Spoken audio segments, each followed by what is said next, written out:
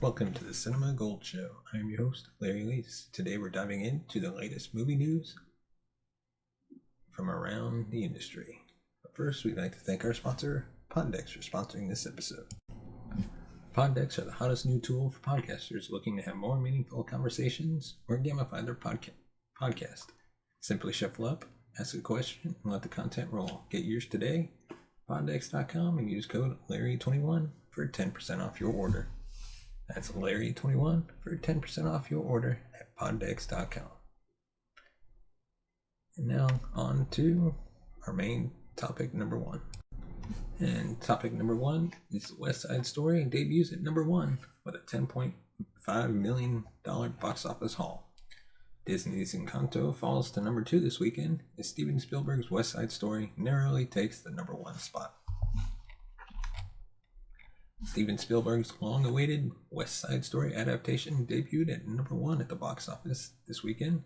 The remake of the classical musical fell below initial box office predictions, but it was still able to steal the number one spot from Disney, albeit by a small margin.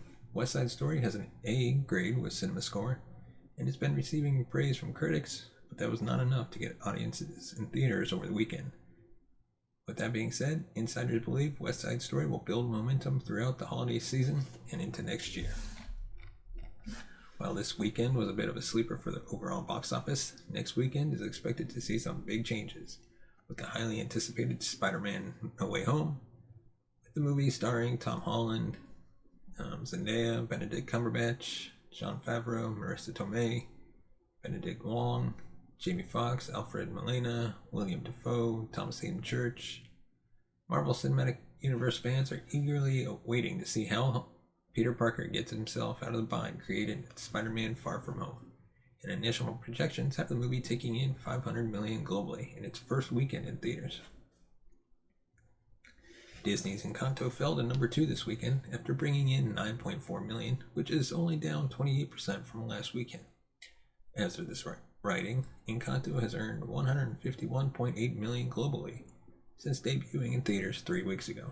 Ghostbusters Afterlife fell from number 2 to 3 this weekend with $7.1 million.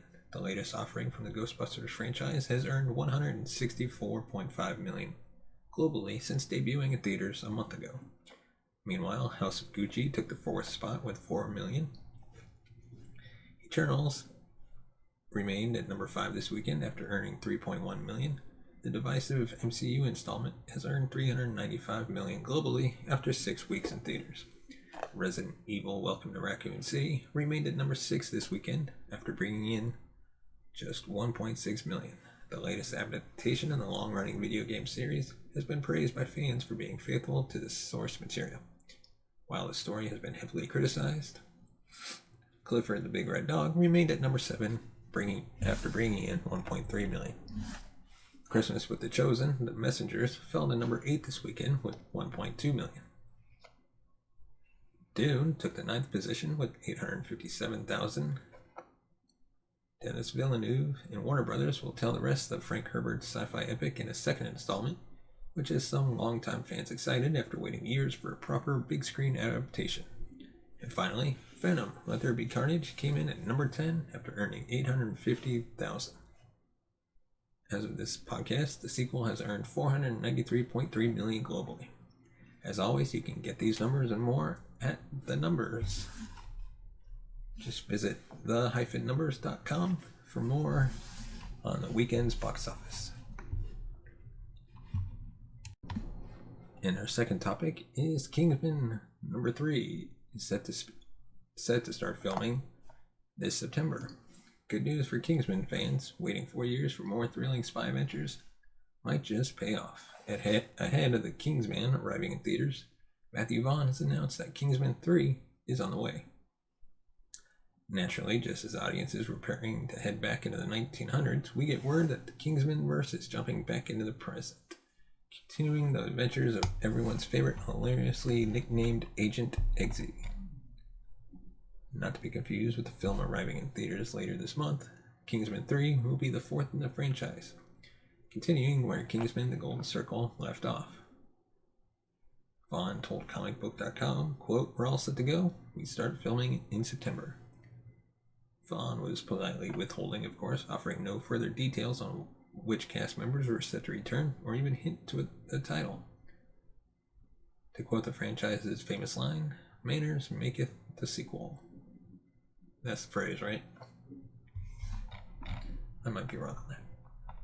Between the Disney-Fox merger and the year-long delay of the Kingsman, it's been a while since we heard any solid updates on this franchise's future. Back in 2020, we learned that Vaughn has big plans to continue the franchise with something like 7 more films, so a continuation of Eggsy's story seemed inevitable. The franchise first began with his entry into the spy organization in Kingsman: The Secret Service.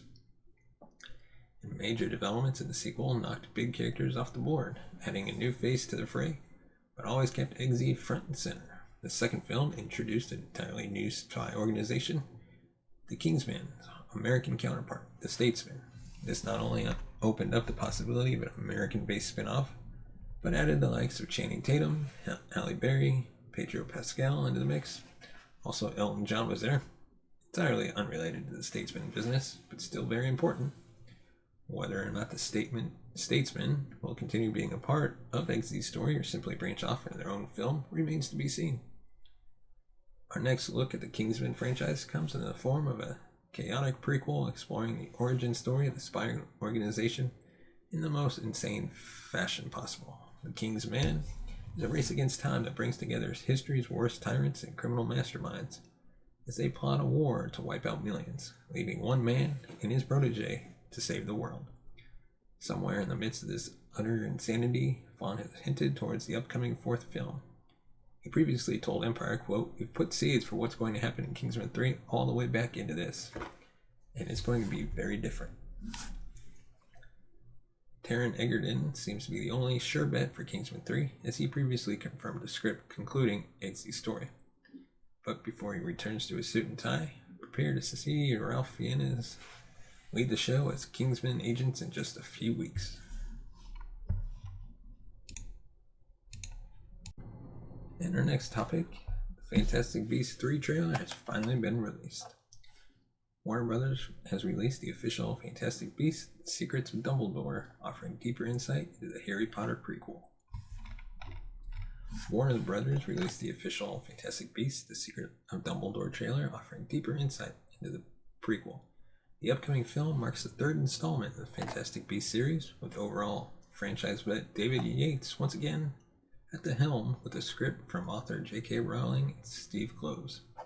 Fantastic Beasts: The Secret of Dumbledore picks up a few years after the events of its predecessor in the time leading up to the Wizarding World's involvement in World War II. And we'll see the Hogwarts professor entrust Newt Scamander and his friends to embark on a mission that will clash with the dark wizard Gellert Grindelwald and his growing army. Eddie Redmayne once again leads the ensemble cast of Fantastic Beasts: The Secret of Dumbledore, alongside returning stars Catherine Waterston, Dan Fogler, Ezra Miller, Jessica Williams, and Jude Law. The film will see a big shift in its casting with the introduction of Mads Mikkelsen to the franchise as Grindelwald, replacing the previous actor Johnny Depp due to lawsuits regarding his marriage with Amber Heard. Following delays due to the ongoing pandemic, Fantastic Beasts: The Secrets of Dumbledore commenced filming in September 2020 and would finally conclude in February 2021. With just a few months remaining until the film's arrival, Warner Brothers revealed the official trailer. The video offers a deeper look at the dangerous mission Newt and his friends embark upon, as well as giving the first proper look at Mikkelsen's Grindelwald. The first Fantastic Beasts: The Secrets of Dumbledore trailer comes with plenty of exciting reveals and teases for audiences to unpack. Namely, a proper look at Mikkelsen's Grindelwald after being featured in last week's brief teaser. The recasting of the Dark Wizard has been one of the more discussed elements of the film for the past year. His new design is certainly a drastic change from Johnny Depp's more outlandish white hair, pale skin, and thin mustache. Grindelwald also looks to be a far more abrasive and actionable version of the character as he seeks to declare war on Muggles. Some of the more fun takeaways from the Secrets of Dumbledore trailer are the reveal that Dan Fogler's Muggle Jacob is being gifted a wand from Dumbledore, as well as the tease of further magizoology work from Newt. The trailer also hints at further explorations of a 30s era Hogwarts and Dumbledore's work as a professor, with a return to the grand dining hall scene in the original Harry Potter films, as well as a nice nod to his future as the school's headmaster, with a mention of issuing points to Newt's old house, Hufflepuff. The wait for Fantastic Beasts: The Secrets of Dumbledore isn't long as the prequel arrives in theaters on April 15th. And finally tonight, SNL is getting a British remake very soon. Saturday Night Live, the iconic sketch show from NBC, is about to get a British remake soon. The British version of SNL is being developed at the pay TV operator Sky. Both Sky and NBC are owned by the parent company Comcast, so it's no wonder that a British version of one of the most successful shows is most successful NBC shows, is being developed in the house of the said operator. It's a collaboration that has often been pondered ever since Comcast bought the European media company for $39 billion. As of now, it seems SNL representatives are in London discussing the details of the deal with Sky. The UK hosts a huge roster of talent when it comes to comedians, and rising stars have already thrown their hats in the ring in order to be a part of the famed weekly variety show. SNL is being adapted to British TV at the hands of Sky was somewhat anticipated, as the pay TV operator started broadcasting episodes of the American version last year on its own Sky comedy channel. Before this, the NBC show was not widely distributed in the UK, apart from having aired briefly on ITV4 in 2006. This is not the first time British TV is trying its hand at the SNL genre. The British series Saturday Live aired on Channel 4 from 1985 to 88, during which it provided a good, glamorous platform to actors like Stephen Fry, Hugh Laurie, and Ben Elton. However, the culture of late night shows is not the same over there as it is in America. In the UK, it is much harder to get shows away in late night time slots. Back in 2017, ITV tried out something similar to SNL with a show called The Nightly Show, but it was cancelled after one season. In all probability, the British version of SNL will air at a much earlier slot compared to its American counterpart. Being one of the most popular shows, SNL has already been remade in other countries like China, Japan, France, Italy, Poland, Brazil, and the Korean version of SNL actually started airing in Korea this year after a brief hiatus following its 2011 to 2017 run. And finally tonight is our Poddex segment from the Movie Night Deck, available on the Poddex app, which is available on Apple and iOS devices. Today's question is, what's your favorite memory of watching a movie with your family? It's actually a pretty good question. So when I was a kid, we had a really big TV, complete amazing surround sound, and really the only movie I can think of that we watched together, I mean, I know for a fact we watched a bunch, but I'm gonna go with Star Wars, the first one. That's the one that really sticks in my head because we had it on Laserdisc, and that's probably the one movie that stands out. But hey, let us know in the comment section below or on Twitter at Cinema Gold Show. What's your favorite memory of watching a movie with your family? Let us know. And as always, if you want to support the show, you can buy us a coffee at buymeacoffee.com/cinemagold. Your support helps us upgrade our equipment, bring in new hosts or guests, hire some hosts as well. Your support helps us grow. Thank you for supporting us and listening to us. Be sure to give us a thumbs up if you like the video. Hit that subscribe button and the bell notification button. Make sure you get notified of all our videos when we release them. Thanks for watching and listening, and we'll see you tomorrow.